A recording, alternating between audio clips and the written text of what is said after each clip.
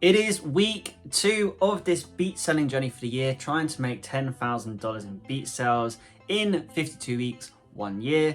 And I'm going to be honest with you guys, this was the week that could have been, but it wasn't. I'm going to be very straight with you now. I didn't make any beat sales this week, but I learned a lot, which I'm going to pass on to you. And there was, again, what could have been. There was 2 negotiations that I had this week, which amounted to a total of $500. One of them was on Airbit. Someone wanted to offer $250 to buy it, and I said yes, but they didn't reply. And another person on BeatStars put in a negotiation offer of $250 for a 50-50 royalty split, and they didn't buy it after I accepted it. So again, week that could have been a $500 week, which would have put me right on my way to getting that 10K.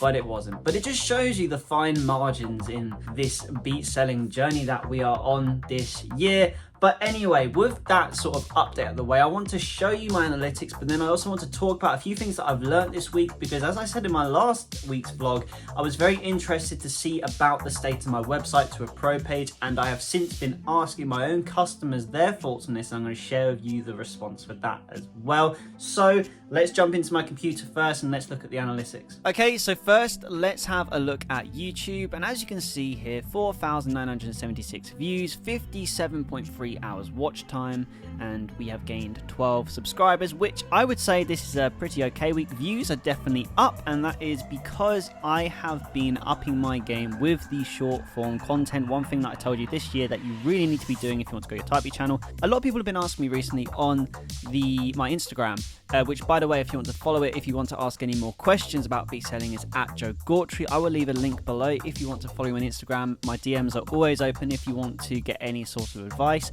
But I had some people asking me whether a YouTube Typey channel actually works, or they've got views on their channel but it's not working. Now, there's a couple different reasons why that might be, but the YouTube Typey channel is something that I've always thought to earn money from. I also want to get it monetized, so that's good. But views never equal sales. But one thing you can do, as long as you're consistent, you start to get an audience in and gain their trust over time. And I've now noticed that from not only doing short form content, I've been getting new eyes onto my actual beats when I upload them, but I'm also starting to reply to comments a lot better, building relationships, not trying to focus on just selling them beats, just trying to build a relationship. I want people to keep coming back to this channel, and by supplying the more interesting short form content like this one here, which got 1,300 views, which is insane to that pop up. It's such easy views and free subscribers. Unfortunately, this doesn't count towards the monetized watch hours, but again, it's getting new viewers in. It's more engaging content than just uploading a type beat. Makes the channel more interesting, so when this channel does get monetized, it will definitely have a more engaging audience. So I'm speaking, I really want this channel to be monetized in July. It's quite far away, but I'm being consistent, and I know that if I stay consistent, we're going to get to 400 subscribers, hopefully in the next 3 days. That'll be very good. I've got a lot of short form content uploading here, trying to grow the subscribers. Watch time's going up nicely. So again, with the YouTube Typey channel, just keep all that in mind that I just said. BeatStars this week, I had to do it the past 14 days because you can't annoyingly custom choose for this sort of data. But from the 9th to the 15th, that's what we're looking at, and it's been not that great for views. You can see it's dipped down again, but that is partly on my half because I didn't upload any beat on Friday, so I just uploaded a beat Monday, Tuesday, Wednesday, Thursday. So I wasn't completely consistent this week. I had a lot going on, busy wise, doing other things. So again, couldn't do much about it. Free downloads, meh, not good. So this is our week here. So what was it? 2, 5, 7, 8, 10, 11, about 15 free downloads we got, which I think equated to about 10 new email addresses, which again is, it's 10 more than before, so that's okay. And I finally started getting some free downloads on my website, which is one thing that I was very paranoid about before. You can't see it because I'm covering it, but there's 11 downloads from my website, and the pro page got 7 downloads, which again is cool. But I'll talk in a second about the website thing, because there's a couple of things I want to discuss. Now, with Airbit, again, didn't make any sales. What's very interesting, though, is on the 15th, I got a PayPal sort of e-check thing. I don't know what that means, but someone's bought a license for $15 within this week. So technically, I could say that I've made, I think it's $12 after Airbit have taken their cut out. So yeah, okay, maybe I have actually made $12 this week selling Beats, but for some reason it hasn't cleared for whatever reason, so no sales have appeared in this. I'm not even going to show you the sales in here, but we did get a really nice spike here.